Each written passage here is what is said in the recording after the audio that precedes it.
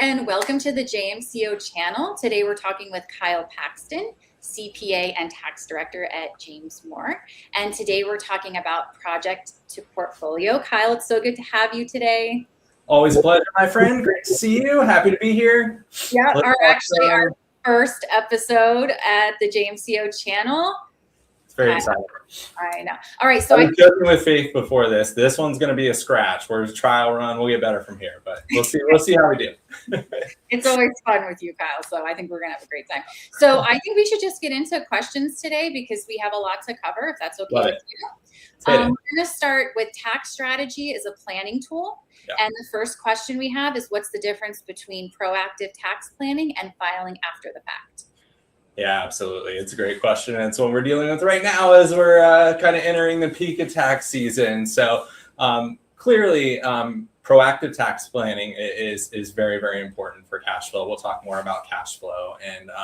And a big theme of me in my practice is avoiding surprises, right? Surprises are no fun. We see them all the time. Sometimes they're good surprises. Sometimes they're really bad surprises. So in total, we're trying to avoid surprises. That's what proactive tax planning is all about, making sure that you don't have significant negative surprises that are impacting your business. And I would say, accounting historically from the compliance side and tax preparation is it's a compliance activity. It's a check the box. We filed the tax return, we move on to next year, and nothing really comes out of it, right? And so really as a firm and at James Moore, what we've been trying to do on our tax side is really pivot away from just the compliance, check the box, file the return. That now the reality is AI can do a good portion of most tax returns. You have, and really taking that, the tax picture and using it to establish what can we do better going forward and parlaying that into more of a kind of advisory type of system where we're meeting quarterly. We meet on the back of that tax return. Here's some changes we can make now. 3 months later, here's how those changes are panning out. Oh, we're getting close to year end. Here's what we can do right before year end. So it's just really creating that relationship to where your accountant, who has a lot of visibility into your business numbers, understands the numbers, can really help drive the business and be a key member in driving and growing the business. So we're really seeing that come to the forefront now in the AI wave and everything else, that pivot from kind of backward looking tax preparation to, okay, this is something we still have to do, but how can we parlay this information into something that's useful going forward? Nice. I love that. The next one is, how can tax strategy actively support expansion? Yeah, this is big, right? I already mentioned cash flow. This is a cash flow game. And so really a lot of concepts in tax are timing differences, and you're playing with the time value of money, right? Generally speaking, I want to delay income as much as possible, and I want to push my expenses up to free up cash right now. I operate a lot in the real estate space, right? It's a big bulk of my clients. It is a really good time to own real estate for tax purposes under Tax Cuts and Jobs Act, now the one big beautiful bill. As a whole, those have both really stimulated real estate from the tax perspective. And so a lot of these concepts come to the forefront or are easiest to explain in the real estate space. So you think of a multifamily property you acquire. When you bring on that multifamily property, you have the core building, the land, all the internal components. And then a lot of times you're making significant improvements to bring rents up to market value. Timing that project and creating, being intentional about when that project's completed, what tax strategies we want to implement around depreciation to try to accelerate some of those deductions, can free up a lot of cash now for both the operator of the real estate and then any other investors that are involved. So, planning or, expanding that out more. Depreciation for me is the low hanging fruit of that because it is a deduction that's not necessarily tied to cash. If you finance a purchase, you can still potentially get a tax deduction for the full cost in year one. So you have a phantom tax deduction that's not necessarily tied to like a cash outflow from your pocket.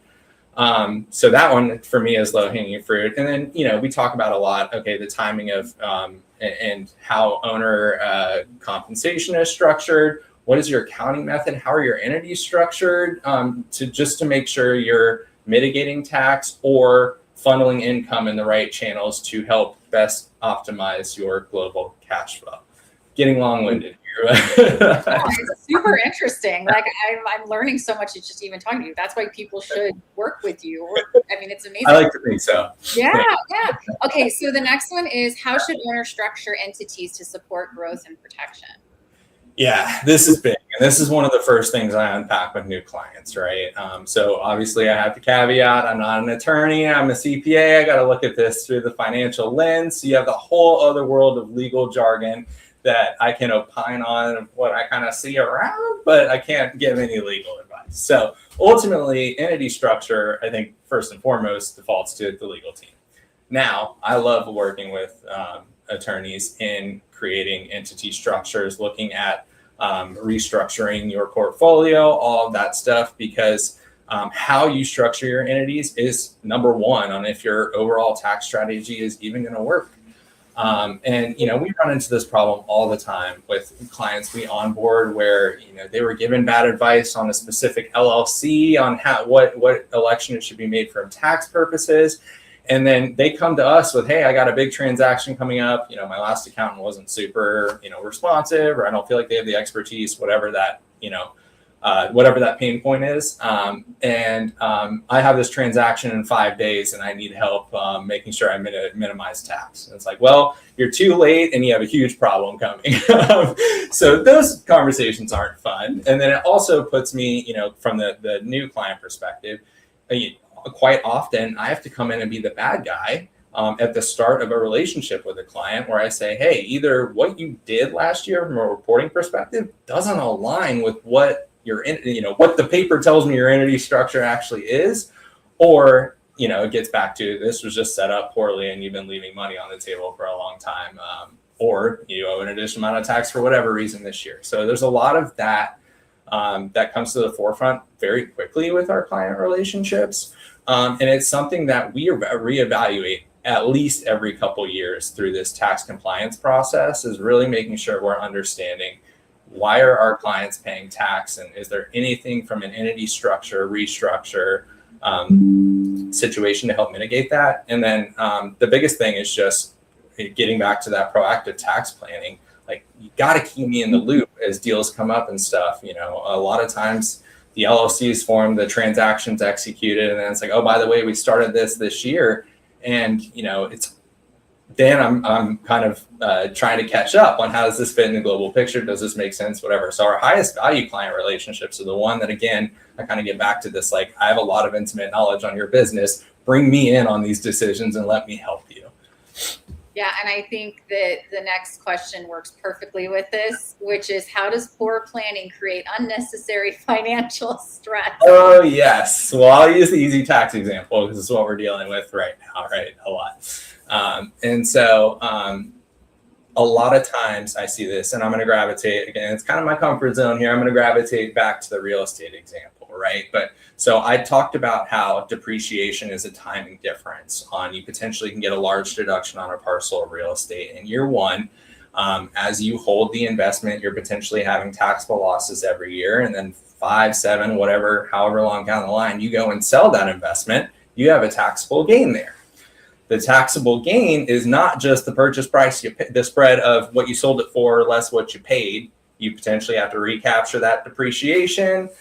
Depending on where the property is, where your owners are, where your employees are, you may have state tax problems. There's times where states require the actual entity to pay tax directly to the state instead of the individuals that we're typically used to in those structures where everything kind of flows down to the individual. And so, and then a whole nother layer of that is if you have any foreign partners involved, but that's outside of the realm of this conversation. But I'm getting down a rabbit hole on one example here, but tax is a big one where without that proper intentional planning and front end, projection work, whatever it is, you get hit with, you get that one form that comes in that you weren't expecting, or you didn't get good data on what was going to be on that form from a bank or, whatever. And it causes surprises. And one other thing, just kind of getting back to the relationships and kind of keeping everybody in the loop here, I see tax become a problem for cash flow purposes a lot through financial advisors. And, those investments you have with any of the big name brokers, and you get your 1099, when that comes out in the end of February for all the stock sales you had last year. Maybe you knew about some of them, maybe you didn't, depending on how your portfolio is managed. And there are often big surprises buried in there. And it's always that first, obviously the stock market ebbs and flows significantly. And those first few come through every year and you're like, it's going to be a high income year, right? They come through, you're like, all right, from a tax perspective, performance down a little bit last year, but maybe we'll have less surprises. So anyway, I'm fixating on the tax component here because it can be such a big a swing in cash flow. And I'm big. I'd say it a lot. I don't like tax driving economic decisions, and a lot of the deals our clients work with. But it's got to be part of the it's got to be part somewhere in your mind as part of the picture, and a lot of times it isn't, and that's where the pain really comes from.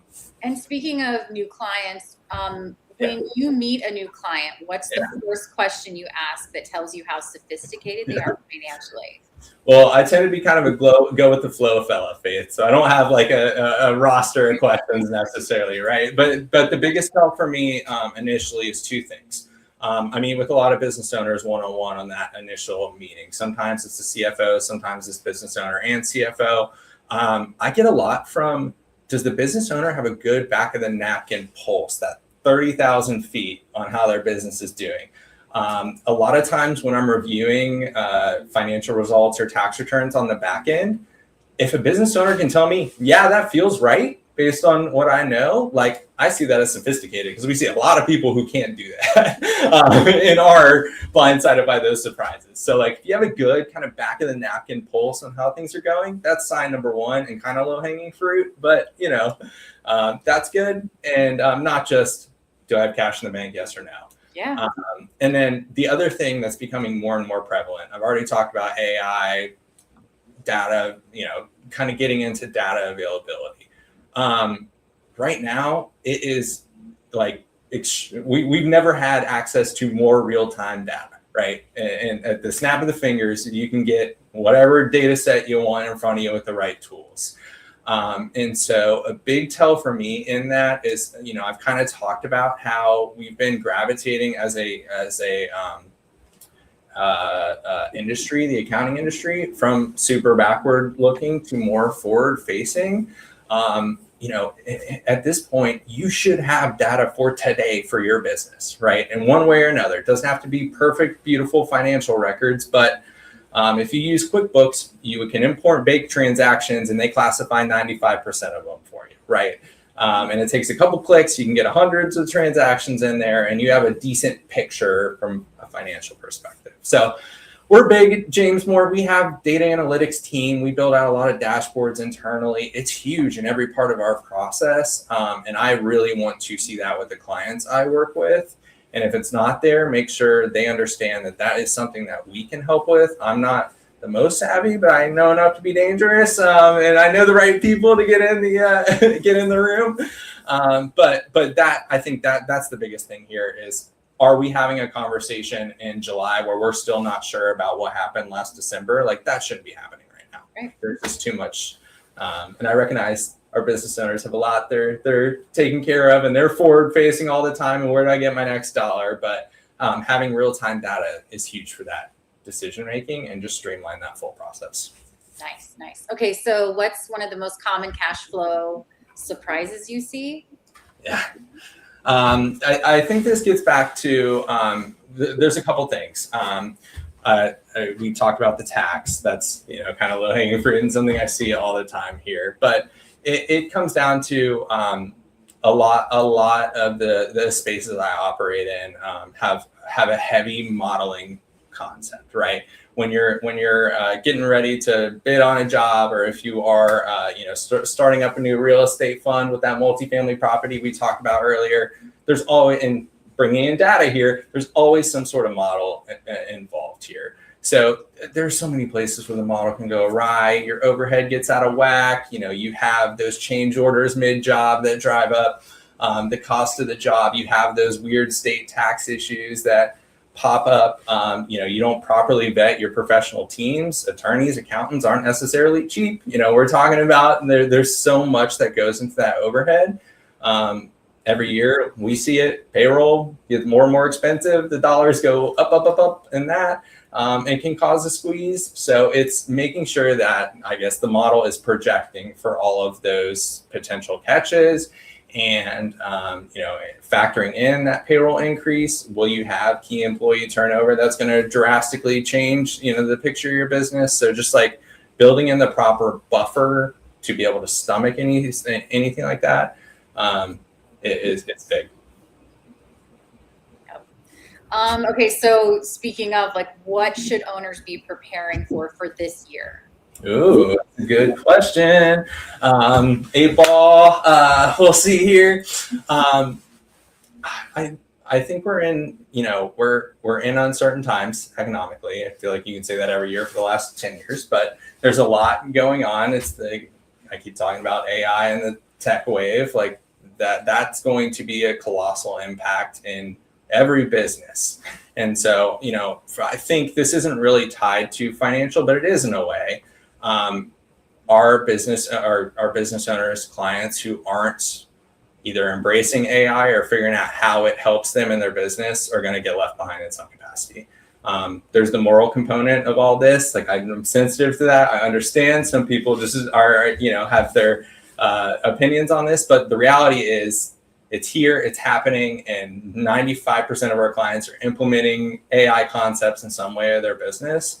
And so I think that's the focus from my perspective. And I want to get back to a big focus is just making sure your systems are optimized to where you can get real-time data now and make good proactive decisions. Just since life is changing so rapidly at this time, and data is changing so rapidly at this time, having fresh data is huge, and making our big business decisions. So what you're saying is it's not normal to not hear from your CPA. Yeah, exactly. He's actually very invested and hands-on, which I don't think a lot of people have experience with. Yeah, in this area. I try to be, and that's a big thing onboarding new clients now for us is I'm not going to be the guy who's just preparing a tax return for you and then disappearing for a year. If I am, that's fine. You're probably not going to get the value of what you're paying in that. I really, like I said, I've got a lot of knowledge across different industries and across our client base, and working with so many successful business owners, with a great team around me at James Moore. Being able to bring that expertise and help better your business is where we bring our value. And I don't want to hide behind that. I need to be an active part of your business to show you my value. And so if you're not going to meet me there, then our relationship you're not going to get the highest value out of our relationship. So this kind of leads into the next one, which how do you know when to say yes or no to growth opportunities? Well, this is a problem I personally struggle with. So I don't know if I'm the best person to. I'm a yes man. I like to say yes to things, and so I want to get back. I'm not going to answer this question concisely, I don't think, but just getting back to the are you making sure you've built in? Growth is exciting. It's everywhere, but it's being intentional about growth. It is we have a mix in our teams of people who really like change, who really don't like change. So I'm spinning this question to how do I say yes to every growth opportunity is what I'm actively doing. But it comes down to making sure that changes are intentional and implemented really specifically, and in a way that everyone in the team can get behind, right? So with any growth opportunity, and I'm going to use I'm going to gravitate towards technology, but having that core champion team who's piloting, ironing out all the kinks, and then they're the ones tasked with getting the buy-in from everybody else. So that next tier of people, and so on and so forth. And then parlaying those new technologies to understand, can I take on more jobs without sinking my team's capacity? Am I freeing up capacity by implementing these strategies? And in my models, have I built in those buffers to make sure I hit the target margin? And then execution wise, are the people in the right place with the tools they need to get the job done and deliver it well. I love that. So I think what is the final best piece of advice you could give operators who want long-term longevity? So speaking of operators here, and kind of keeping the real estate focus, and you can expand this to any business. Keeping who is financing your operation, if it's not you with cash, happy, is the key to your success, right? So we see this all the time in the operator space, like talking about real estate funds, my multifamily example. You might be a general partner with 100 limited partners. You have gotten them to invest their $100,000, whatever it is, and given them your pitch deck, your spiel. You're a great salesman, you sold them, but then are you actually going to execute on the targets? And then the biggest thing comes down to communication. And, I find a lot of investors across industries that are putting money in deals, they may know nothing about that industry going in. And that sales pitch told them, their friend said, hey, it's a great time to own real estate for tax purposes. So sprinkle some money into my friend Johnny's fund here, and we'll see what happens. But then they're sitting in the dark on performance. They're sitting in the dark on when they're going to get their K1 for tax purposes to report on their tax return. They're in the dark on what that number is to report on their tax return. And so just the same as those surprises creep up for the operators, they creep in for those investors too, who aren't on the front lines of the deal. And then that erodes investor trust. Word gets out. You have a PR nightmare from your from your entity, and then getting those same people to reinvest in the next deal, or a new person to invest when they can Google Kyle Paxton fund and see all the slander about me. It's huge. So I think from growth outside of just the standard, making sure you can actually execute on your business plan or your deal or whatever, it's about building the trust with those financing relationships, whether that is investors in various shapes and sizes, having a good, strong banking relationship and clear lines of communication around that are big. I can help with that too. I can interpret a lot of the financial stuff for the bankers and create that, trust between hey, I know what I'm doing. Operator knows what they're doing. You should, you can support both of us and feel good about it. Those are the big things, I think, is just building trust throughout your chains. Yeah, that's awesome. Well, I really enjoyed speaking with you today, and I know you're really busy, and I really appreciate you taking. What's going on right now in February? I don't know what's I have no idea. Something in your industry is happening. Something like that. Yeah. I know. So we're actually going to have Kyle back on the JMCO channel for episode 2, and we're going to talk about tax planning in a shifting market, which I think is going to be super interesting to talk about in March, after all the chaos is starting.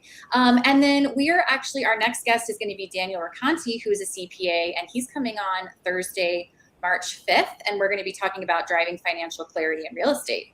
So a lot of exciting things happening on the channel. Again, Kyle, I love talking to you always. Always a pleasure, Faith. And that Daniel guy knows what he's talking about. You should tune in. Yeah. I love it. All right. Well, we will see you guys next time. All right. Take care.